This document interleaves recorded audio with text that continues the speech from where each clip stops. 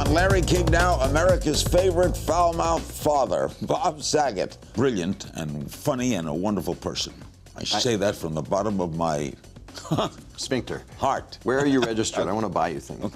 The things that appeal to me the most are things that are very hard to get through, and then how we get through them. And sometimes comedy, as you know, it's running away. It's just skating on it. Are you dating these days?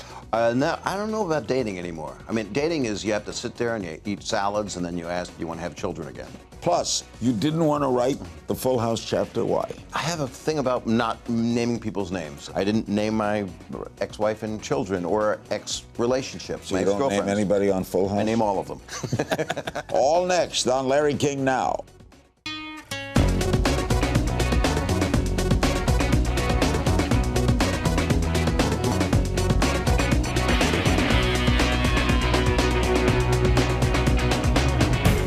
Welcome to Larry King Now. Our special guest is Bob Saget, a man of paradoxes, foul-mouthed comedian, a beloved TV father, a devoted philanthropist, and now an auteur. His book, aptly named Dirty Daddy, The Chronicles of a Family Man Turned Filthy Comedian, is out today, April 8th. Thank you for coming. Why did you write this, and what do we mean by death, comedy, and balls? I can start backwards on that one. Please. Balls are the root of how you get comedy. Because they're just, they're just hanging there. Thank you for having me today. You're welcome. It is, my life had a lot of cross-sections of death and a lot of untimely deaths. Right. My two sisters, one died at 34 of a brain aneurysm, another at 47 of scleroderma. My father lost 4 uncles of heart attacks.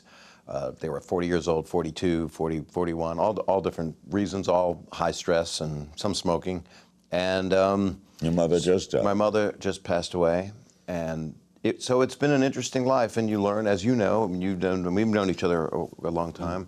You and I have been out drinking, and no, I don't know. We've gone to strip clubs. I mean, you can't stop. No, I mean well. You know you can't stop. Well, right? you got cameras going. Rodney told me that one day. Rodney said, the first time he met me, I was 25. I was in La Jolla. Rodney at the Danger. Comedy Store. Yes, sir. And first time I ever met him, and Rodney said, "You're man. You got a Jew head. You don't stop thinking all night long. You need to be born stupid, rich, and not Jewish." Why did you decide? I was none. Why did you decide, Bob, this book has so many contours to it, if I could put it that way. I'm halfway through it because it's serious. I'll read you the other half right now. If you'd like. It's serious and funny. Why did you decide to write it? Because it's kind of what my life has been, and the things that appeal to me the most are things that are very hard to get through, and then how we get through them. And sometimes comedy, as you know, it's running away. It's just skating on it. There was laughter in the concentration camps. There kept people going. And Life is Beautiful, that movie showed how beautifully honed that was. Is it true that your ex-wife was the first person to read it? Yeah. Well, how did that come about? She's one of the few people I know that can read. I know a lot of illiterate people. Most of the people, I have an audiobook, I just haven't given it to anyone. And who wants to hear this for 4 days? So what is your ex-wife think? She's been lovely about it. She got through 2/3 of it, had some subjective questions, and then finished it the last third. This was a couple weeks ago, and she was very complimentary and understood a couple things that she didn't even realize, and we've known each other since we were 17, and we've been divorced 15 years or something. You have a child, right? I have 3 daughters, and they're all almost done. One of them almost finished it, and it means the most to me that a book that's called Dirty Daddy that does have, they know me, so they know everything that's in this book, and some of it's sensationalized but real. Drinking and driving in Los Angeles is not something I'm not. It's kind of got a just say no beat to it. I have my little high points. You've sold a lot of books. You know, sometimes you put things in because you want them to impact. And you also want to help people in a way. If you've screwed up, you haven't screwed up, but I've screwed up. What are you kidding? Who hasn't screwed up? Nobody. Nobody. So they are my children. Children, they're women. They are proud. And your mother got to read it? My mother read 111 pages, and then her eyes started to fail. And I'm glad she stopped, because it was getting to a chapter of things I shouldn't have done, relationships I'd rather not talk about. So I think she made the right choice. We discussed Dangerfield, but you also say that Johnny Carson and Richard Pryor had a lot to do with your career, right? They were giant, iconic influences. I wouldn't call them friends, but wonderful acquaintances. You knew them both. And Johnny, I had been on the first time on The Tonight Show as Gary Shandling was guest hosting. And then I came back and Johnny Carson had me as a guest on panel. And I shared with him a dream that I'd had where I was in a limo with him. And this is in the book. And Johnny's driving the limo. And he goes, "Oh, thank you very much." And then I said, and then in the back seat was Buddy Hackett, Buddy Rich, and Buddy Ebsen. So I was an idealistic kid with a dream. And I obviously wanted to have my buddies. And I drove into a ditch and saved Johnny first. And then Buddy Hackett then went back for Buddy Rich. And then an hour later went back for Buddy Ebsen. And then and Pryor? Pryor, I had met at the Comedy Store I hosted the Comedy Store for like 7 years. Again, kid with a dream, sat in the room, watched 1978, the stage was Letterman, Leno, Seinfeld, Richard Pryor, Billy Crystal. Was a beautiful thing to watch. And I'll bet. It was, and so Richard I got to see, and then I did a movie with him in 1986 called Critical Condition. So I got to be in High Point, North Carolina with him and some other amazing. Our mutual friend is Don Rickles. I love Don He's a lot. You regard him as a fun. Don Rickles has never cursed on stage. Ever. No. Never cursed. He does it for me personally. Yeah, but he doesn't curse on stage. He doesn't, and he doesn't like to, and it's not where he came from. That's right. It's not his. But if you watch the roast, if you watch his old Tonight shows, if you look at that YouTube stuff of him, it's so acerbic and so edgy that you feel like he is. But he's not. No. There's something so special, and there's no one more spot on in the moment. I saw him when I was 17 years old. I would go to the Latin Casino and watch him, and I would be like, oh my God. And it's just so, the craft of it. And he still carries on. He's amazing. He loves people so much. Oh, Donald. I love him, Barbara. I talked to him yesterday. We were just phone sex. That's terrible. He would not let, he would go like, why does he have to do this? Neil Simon said, comedy and tragedy are interlinked. Have you used sadness for humor? Always. It all came out of pain, everything. But my favorite stand-ups to this day, often we were talking about Bob Newhart before we started. There's no sadness in that. There's complexity, there's observations, there's how did we get here. But that's observations of kindness. And Jerry Seinfeld's doesn't Bill Cosby's. They come from aha moments. But mine comes from, this is the pain that got me here. I'm one of those kind of people. We're breaking down Bob's dirty humor after the break. Plus, why the chapter about Full House was difficult for him to write. Stay with us. We're back with Bob Saget, one of the funniest and nicest people I know. Yeah. Where do I sell the flowers? The book is out. It is Dirty Daddy, The Chronicles of a Family Man Turned Filthy Comedian. It's out, officially published today, April 8th. Now, what is it about jokes that's always been part of you? Why are you fascinated with the Honestly, you said the words jokes and 14 people were smiling. You know what? It all stems from the pants, I think. When a comedian's on stage, or comedian is on stage, you do check them out. That has nothing to do with my theory. But how did Lenny Bruce get arrested? And I knew Lenny very well. Lenny was a great friend of mine. And Lenny told me, they've arrested me today, and they'll be doing this on television on the Broadway stage within 10 years. And this was all about obscenity, right? Yeah. For the word you used before, Lenny went to jail. Insane. And what happens in jail? That. and jokes. But then it's not funny. That's when jokes aren't funny. The Aristocrats, the dirtiest joke ever told. I never liked the joke. I never knew the joke. It's really filthy because the act itself, the setup is so heinous. Right, yeah. And I won't say it, but I will say this, which is a family that's so desperate to make it in show business that they will do anything in front of an agent, and they do. And that's the joke, and it's the weaving of that and that improv of it that's so important.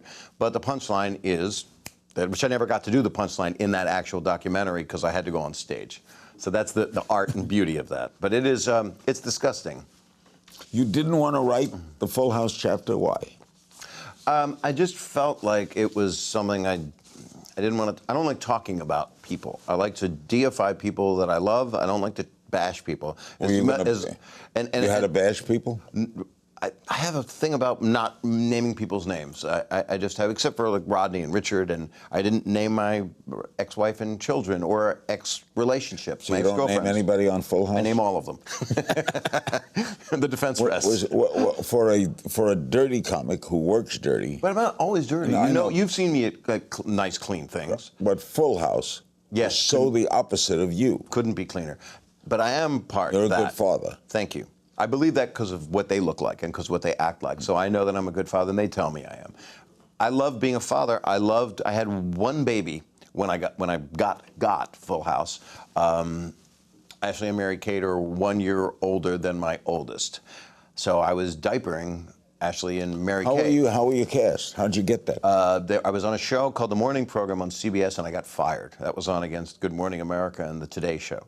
And they said, my chair was gone one morning. And that's the way they do it. My friend and manager, Brad Gray, said, well, you know what? They want you. And they did shoot the pilot of Full House with another gentleman playing my role. And Dave Coulier and John Stamos had been cast already. And I never knew John, but Dave I had been friends with. He stayed on my couch when he was 17 as a comedian, and just a friend. He stayed on my couch only as a comedian. And I ended up leaving the show that I was fired from, coming to LA, and they reshot the pilot and put me in it. And then it was on for Why was that a hit? 8 years. It was coming off of 3 Men and a Baby. I believe little kids called it the Michelle Show, because you don't have a 3-year-old kid that says things like, "You got it, dude. You got, on." It was progressive for it was, and it gave it was a kid show, but you could watch it with your parents because it had stuff that was. It's a 2-dimensional show with morality plays in it, but it was 3 guys that all lived together to try to raise kids. When my kids were, I guess, 7 and 6, we went to San Francisco. They had to go see the front of that house, which was a facade, right? I had never seen it until a couple years ago. I went there, and they had to go see it. They had to stand on the street and run around the street to see that Full House. The lady just sold it because she had so many visitors. It became creepy. And if you look at the outside of that house, it's not physically possible to be the inside of it. Did you ever watch Full House? Did you ever watch it? Never watched. No, well, you're a smart man.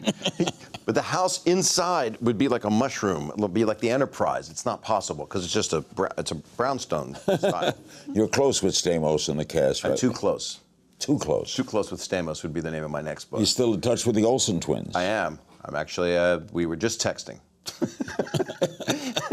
And I'm going to New York. I am in New York right now. That's where I am. I'll be there in 5 minutes to do all I'm doing book signings. I've never done that. Oh, that's fun. I'm going to New York, Washington, Chicago, San Francisco, LA. What happens? I'll give you a tip. Please. The first thing you do at a book signing is hope they show up. First, that they advertised it enough and in the right place. The big thing is sign books. Signed books cannot I have trouble writing. Signed books cannot be returned. Oh, that's good news. Sign as many books as you can. Can you make a stamp? And greet the people, and don't spend. If you got a big crowd, don't spend a lot of time with each person because they're all waiting. What about Purell? What if they have stuff? It's a new world. Yeah, they'll have that there, and there'll be a lady there turning the page, holding the pen. What's she look like?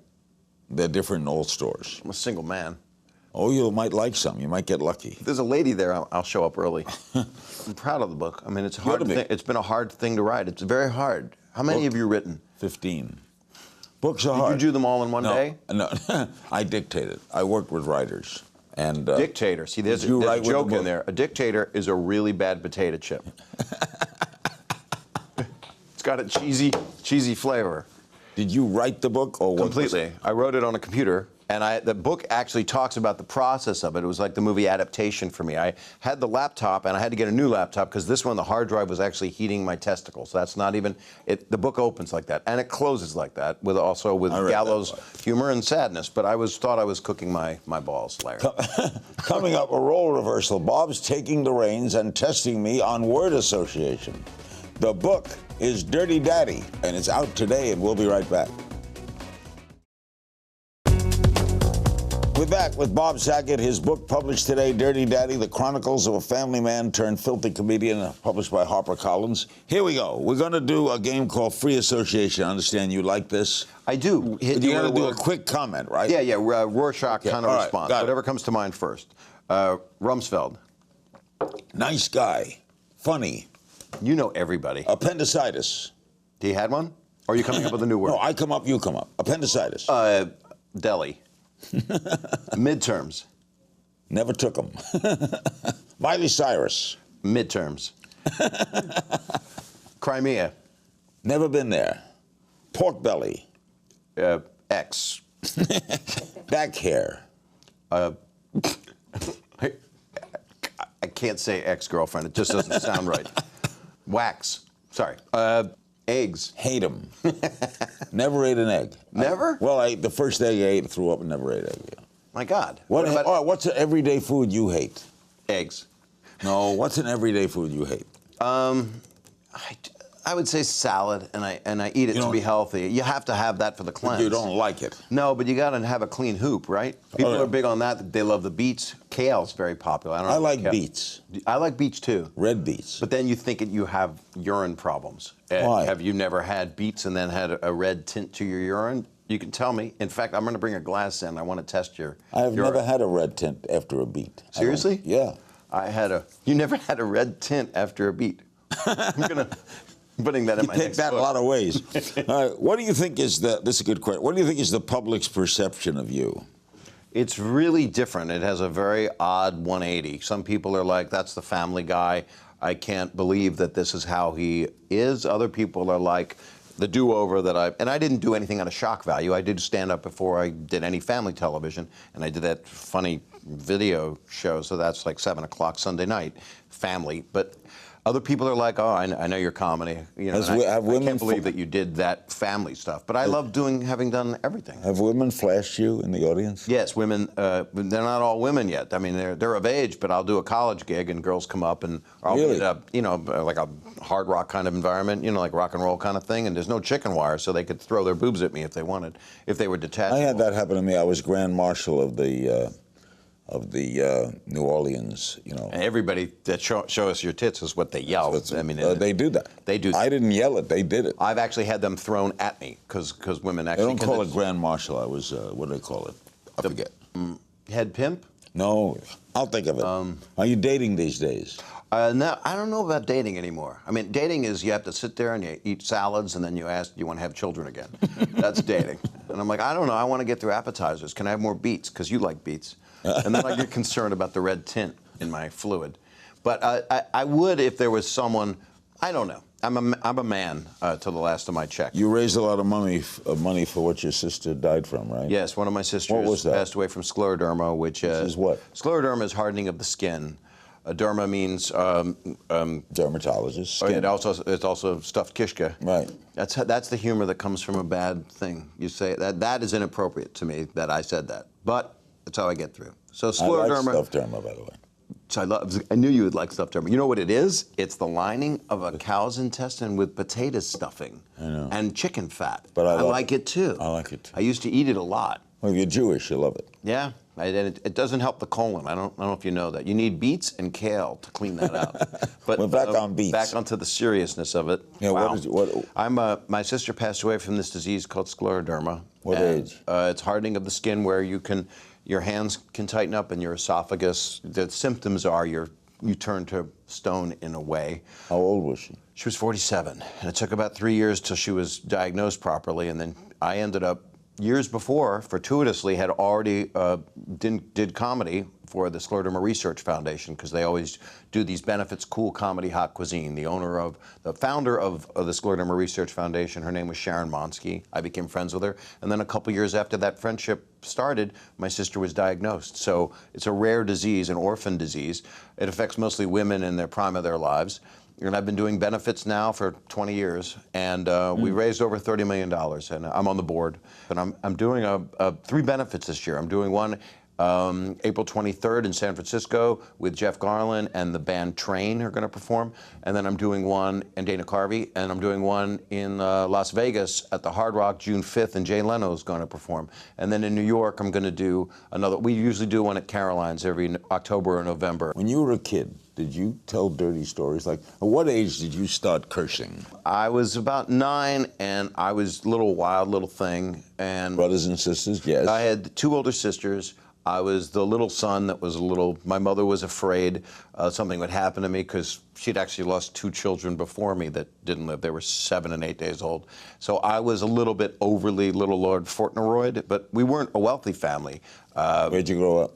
Philadelphia and Norfolk, Virginia. My dad was an executive with Food Fair Pantry Pride supermarkets. I knew Food Fair. Food Fair was big in Miami. Yeah, it was the Friedlands that owned it. And I worked the Diplomat. I knew Sam Friedland very well. Irving Cowan. He sat in the front row while I was opening for Rupert Holmes, the Pina Colada song, and he sat there, and I said, Sam Friedland heckled me.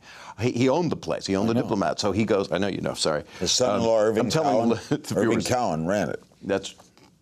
Hey. I'm talking, I don't know, you know. What did he heckle you about? What did he say? I said I wished I'd been a doctor, and he said, why didn't you become one?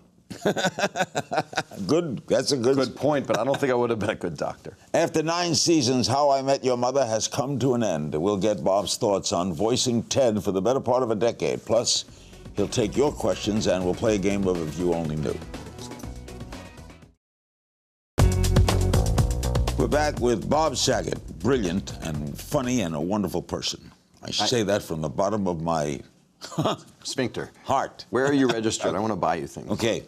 The finale of How I Met Your Mother, very successful series. You've been associated with a lot of success. I'm blessed sometimes. You are the show's protagonist, Ted. You're a voice. I am a voice. I am the Wonder Years, Daniel Stern type of thing. What are your thoughts as it ends? Well, it was a beautiful thing to have been involved in it. I was doing a play in New York. Pam Fryman, who's one of the exec producers, along with Carter and Craig, they're just amazingly kind people. So whatever love people have for the show, it's because they spread it.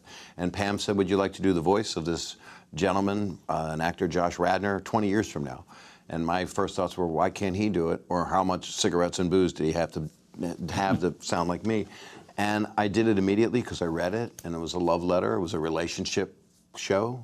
And it's been an amazing thing that I forget. People say, I love your show. And I'm, well, it's their show because they're the most talented actors that made this happen. Will you go in and tape them once a week? I would go once a week. I did go once a week. I would go over to Fox and I would do the sessions. And I love the show very much. It's an interesting thing. And I'm friends with a lot of the people. Josh Radnor and I go to dinner and it's, here's 2 demos of the same guy. Which girl likes him, you know? Okay, we have some social media questions for you. Okay, they're not dirty, are they? Because I saw some of the things that come out on Twitter, and they were like, you know, someone asked me why my nose looks like a penis, and I didn't think I answered that. Mark Webster on Facebook, have you ever thought I went too far when telling a joke? Yes, absolutely. I went much too far. Sometimes you should just put the tip in. Bryson Knox via Facebook, would you ever do a Full House reunion show if everyone else was on board to do it? Well, it won't be everyone else, so no, but I love the people, so I would do it in my own third world life. Via Instagram, Nick Stagram asks, I'm excited he has Instagram. What's your favorite, whatever happened? Oh my God. What's your favorite memory of Temple University? Running. The Owls. The Owls. I was a film student running to the equipment room and fighting to get cameras to be able to shoot 16mm film. I loved conniving my way in there to be able to make movies. At Marry Me Owen tweets, I saw you in The Drowsy Chaperone. You were great. When you do theater again, by the way, The Drowsy Chaperone is one of the funniest plays ever written. One of the most definable. Bob Martin, they won like 6 Tonys. Bob Martin wrote it, and he starred in it. How long were you in it? I was not in it for long, like 4 months. I did like 75 performances. Did you crack up on stage? How could you not crack up? Well, I cried a lot. I cried too much. It's a very funny play, but I was man in chair, which was the lead character. Yeah. So he's having an emotional breakdown while this musical goes on around him. I said to my mother, I'm man in chair. She said, you couldn't get a big part? It's a beautiful play. If it ever comes back around... Why don't they bring it back? They should. A friend of mine, Kevin McCullum, produced it. Bob Boyette, who made Full House, hired me in it. Would you do Broadway again? I would, totally, if it's the right thing and I don't have to wear too many dresses. At Stoll 700 tweets, what's your process with developing, writing, and then performing your comedic routine? You write all your own stuff. I do, if you call. Yeah, and I do write it. And what's happening now because of this book that I've just done is I'm planning to approach stand-up the same way. So I take 3 to 4 years off in between doing a special now that I'm finding out my graph. And I will write it and then go out and work it out in some clubs and then take it up in theaters. I'm going to Australia, and have you gone there? Never been. I've been invited there many times. The Dodgers just went. Really? Yeah, they played 2 games there. 18 hours, 14 hours, 16 hours, long flight, huh? It is. But I'm excited about it, and I'm planning to date the first person I meet. We play a game of if you only knew. I throw some things out, you answer. First girl you ever kissed? I think Denise Nesson on the short bus to Hebrew school. How old were you? 5. Tongue or not? She had one. Last person you kissed?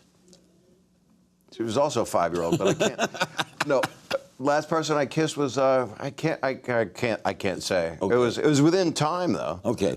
Time travel I've had mint since then. Time travel or space travel? Space travel. Really, I would do time travel. You would, so you didn't have to deal. I don't want to go up there.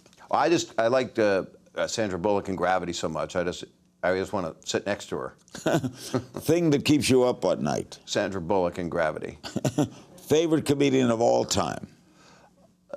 Oddly enough, maybe Chaplin. Great answer. Great answer. But and it's odd because he wasn't a monologist. Genius. Yeah, he just changed everything I felt as a kid. Up and coming comedian you're most excited about? This will sound so old.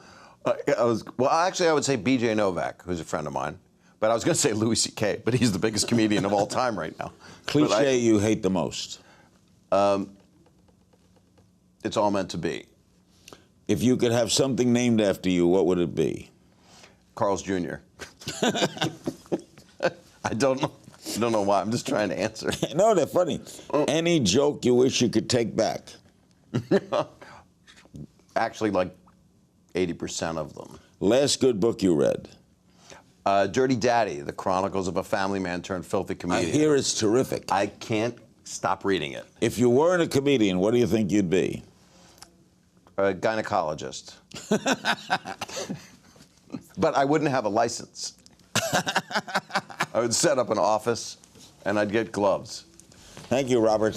Thank you, Larry. Dirty Daddy is available today, April 8th. And remember, you can find me on Twitter at King's Things, and I'll see you next time, you